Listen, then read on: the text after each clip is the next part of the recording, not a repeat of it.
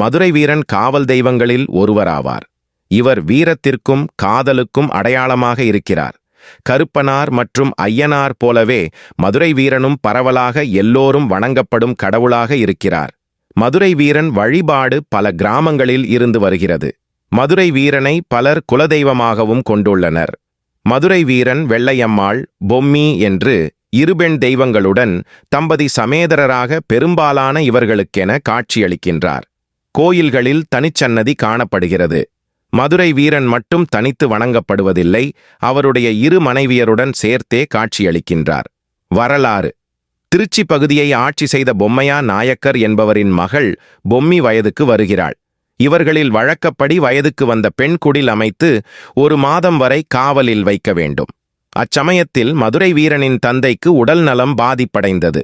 அதனால் காவல் பொறுப்பை மதுரை வீரன் ஏற்கிறார். பொம்மி மதுரை வீரனின் அழகு மற்றும் வீரத்தை கண்டு காதலித்து திருமணம் செய்து கொண்டு ஊரை விட்டு வெளியேறுகிறார். இந்த விஷயம் பொம்மியின் தந்தைக்கு தெரிந்தவுடன் பொம்மையா பெரும் படையுடன் நாயக்கரின் மகன் மதுரை வீரனை எதிர்க்கிறார். ஆனால் மதுரை வீரன் இப்படையுடன் கடுமையாக போரிட்டு வெற்றி கொள்கிறார். அன்றைக்கு கள்வர்களால் மதுரை மற்றும் அதன் சுற்றுவட்டார ராஜ்யங்கள் மிகவும் பாதிப்புக்குள்ளாகின. அவர்களை அடக்க முடியாமல் ராஜ்யங்கள் மிரண்டிருந்தன.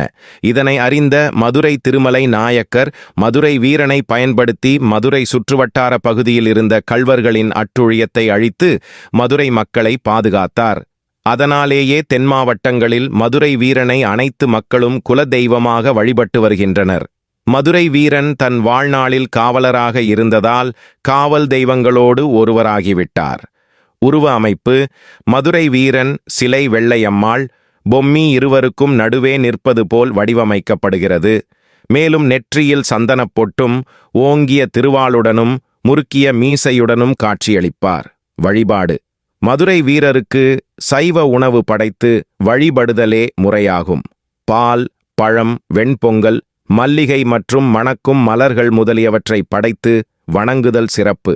பூஜைக்கு முன் நமக்கு ஏற்பட்டிருக்கும் குழப்பங்கள் மற்றும் பிரச்சனைகள் அனைத்தையும் மறந்து மதுரை வீரனை நினைத்து கொண்டு பூஜையை துவங்க வேண்டும். மகிழ்ச்சியுடன்